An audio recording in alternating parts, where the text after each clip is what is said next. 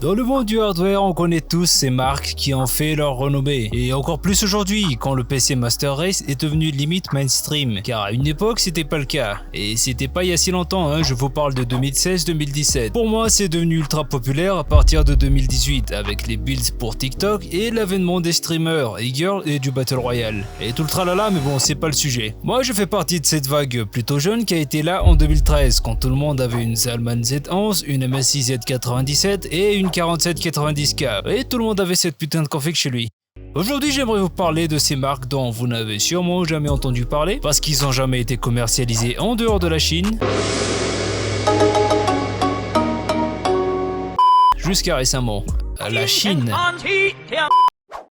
Maison mère où toutes les composants de toutes les marques sont fabriqués, plus précisément à Taïwan. Alors dans ce classement, je vais commencer par parler des marques puis de leur division gaming, comme Gigabyte avec Aorus, Asus avec ROG, ou bien MSI avec MSI Gaming.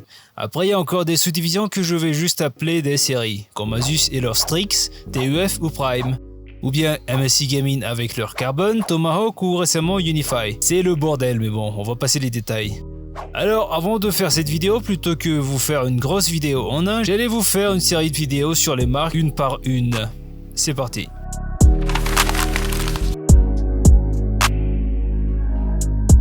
Alors on commence tout de suite avec du lourd avec Lead Gaming, mais avant de parler de Lead Gaming, il faut qu'on parle de CS Elite Group, la maison mère, que les plus passionnés d'entre vous connaissent sûrement avec leur carte mère à très bas budget, que vous avez sûrement trouvé dans un PC au boulot ou à l'école. Assurément, je suis pas le seul intéressé par les configs au boulot et à l'école. ECS, ou Elite Group Computer System, est un fabricant taïwanais de matériel informatique qui a été fondé en 1987. Parle pas du mois d'octobre. La société a son siège social à Taipei, en Taïwan, comme la plupart de toutes les grosses marques, et elle est l'une des plus importantes fabricants mondiaux de cartes mères, de systèmes embarqués et de produits informatiques. Mais saviez-vous que cette marque spécialisée dans les composants les moins chers a fait une tentative de carte mère gaming? On est en 2013 et ECS veut faire comme tout le monde et lancèrent leur marque Lite. C'était le moment pour se lancer dans des gammes de composants gaming, surtout que MSI Gaming a été aussi lancé cette année avec la carte mère Z87 avec une identité propre, le dragon avec la touche de rouge et leur nouveau système de refroidissement Twin Frost. Lite, nom dérivé du mot Elite, comme le nom Elite Group, c'est pas difficile.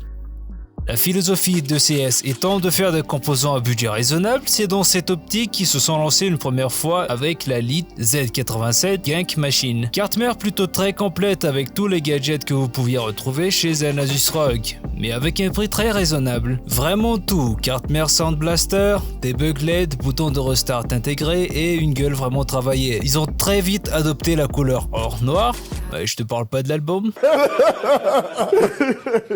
Que perso j'ai bien aimé. C'est donc de cette optique qu'ils ont continué avec une Z97 machine que j'ai eu et que j'ai refourgué parce qu'elle prenait pas les NVMe alors que sur leur site il y avait écrit qu'elle pouvait avec une mise à jour BIOS. Mise à jour que j'ai fait installer mais qui marchait toujours pas.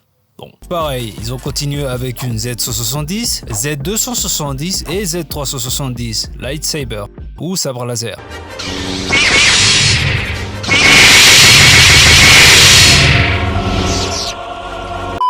Pour les 6, 7 et 8e génération de chez Intel. Cette dernière que je trouve particulièrement stylée, non mais matez-moi ça. D'ailleurs la Z370 c'était la dernière avant un long moment. Et je parle bien de Lead Gaming et non de CS parce que papa continue à faire des cartes mères abordables. C'est ce qui fait vivre l'entreprise. Après ils se sont concentrés sur les périphériques et les chaises gaming jusqu'à récemment. L'année dernière ils ont fait une tentative de retour avec une Z790 pour la 11e génération de chez Intel. Perso je savais même plus qu'on était à la 11e génération chez Intel.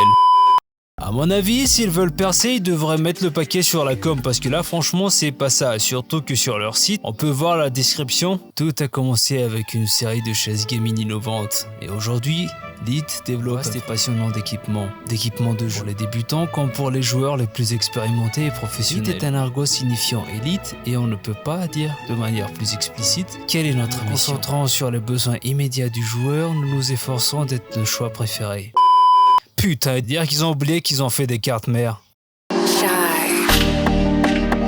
Bon voilà, il n'y a pas grand chose à dire sur cette marque, à part que j'espère qu'ils feront leur comeback et pourront enfin se positionner sur le marché des composants gaming. Même si vu la concurrence, ça va pas être facile, hein. Et à mon avis, soit ils vont tout péter, soit ils vont fermer ce pôle. Et ECS va continuer à faire des cartes mères pas chères.